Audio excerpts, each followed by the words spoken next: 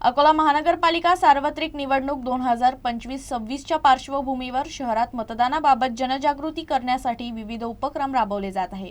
याच अनुषंगाने अकोला महानगरपालिका प्रशासनाच्या वतीने शहरात भव्य मतदार जनजागृती रॅली आयोजन करण्यात आली। अकोला महानगरपालिका क्षेत्रात मतदानाचे महत्त्व पटवून देण्यासाठी मनपा आयुक्त तथा निवडणूक अधिकारी डॉक्टर सुनील लहाने यांच्या आदेशान्वये आणि अतिरिक्त आयुक्त सुमेध अलोने यांच्या मार्गदर्शनाखाली मतदार जनजागृती रॅली काढण्यात आली।